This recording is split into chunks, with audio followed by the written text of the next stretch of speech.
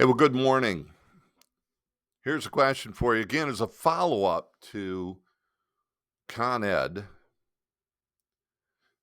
The question of compensation. Do we do it as a full 6%? Should we be doing it as a 3 and 3? And how are we treating that? Let me bring the clarification. By the way, along with that, we'll also talking about can I take more than what I signed up for in regards to the buyer agency contract or buyer agency agreement. Let's first talk this. The exclusive right to sell with a seller. Is it 6? Is it 3 and 3? Should I be worried about it? Here's what I want you to do.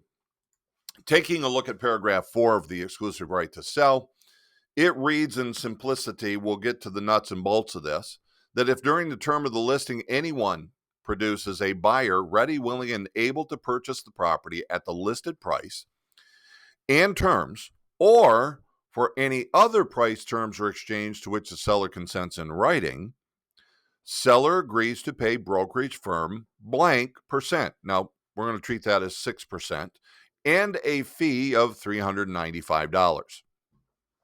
Now, guys, that's the simplicity. So here's what it says. We sell a house. We, the listing broker, get 6%. I think that's pretty simple. Look, I'm not an attorney. Maybe I'm wrong, but that's the way the contract reads. It says we're going to get 6%. So then let's do this. Let's read paragraph 5. It says whether the listing broker will offer a portion of the listing broker's compensation set forth in paragraph 4. The brokerage firm producing the buyer is wholly within the seller's discretion and is not fixed, controlled, or recommended. So they're saying the seller has to authorize us.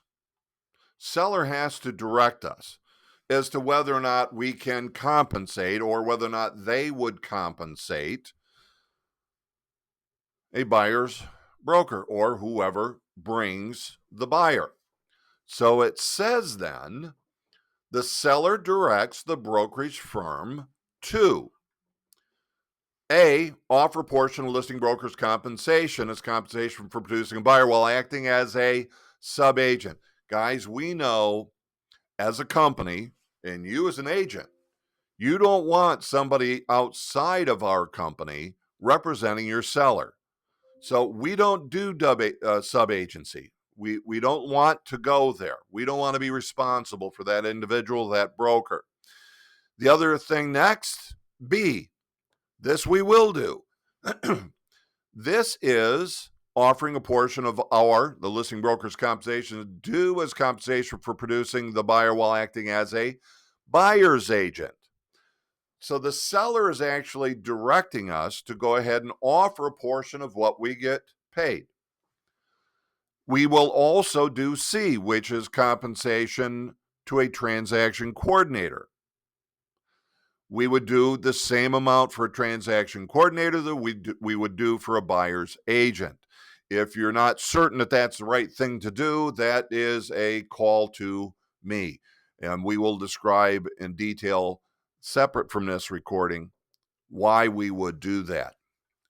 So, bottom line, we take 6, seller offers or directs us to offer 3% of what they give us to compensate any other broker or agent in our company, somewhere else, or whether or not we as an agent have both sides of that representing only the seller. We get 6%. That's what paragraph 4 says. Paragraph 5 is simply saying, I'm going to direct you to offer compensation to others coming in as a buyer's agent or as a transaction coordinator. Now, let's shift gears to the aspect of, can I, as a buyer's agent, take more than what I have signed up for? So let's say I negotiated for whatever reason 2.5%. There was a reason that you negotiated that lower fee, and that reason was to give some break to the buyer client. Because what we know is they're negotiating and most likely going to ask the seller to pay this compensation. Now, we know listing brokers, same thing. Sellers paying a listing broker, sellers paying. It's coming out of the net proceeds, or it's going to cost the buyer money out of pocket. Bottom line, you did less because the buyer wants to be responsible for less. So the question comes that, well, if I signed up for 2.5, yet I find out that the seller has authorized 3%, can I take that additional 0.5%? And again, the way that Jack put it is, well, that's a qualified yes or a qualified no. Qualified yes is that the buyer could agree in writing to allow you to take that full amount. The qualified no is, as a company, we really don't want you to do that. We're opening ourselves up for too many future issues that could come up because we negotiated one amount that was lower and then asked the seller to go ahead and allow us to accept more because the seller or the listing broker was willing to offer that. So I want you to think of it this way.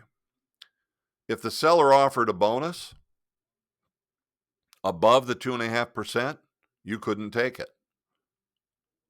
The only way that you could do it is that if the total amount equaled whatever you signed the buyer up for, then you're fine.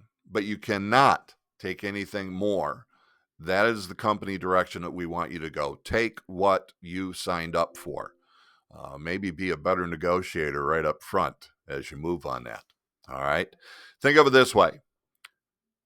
If the buyer didn't ask the seller to pay that additional amount, would the buyer not be able to save that through the purchase price?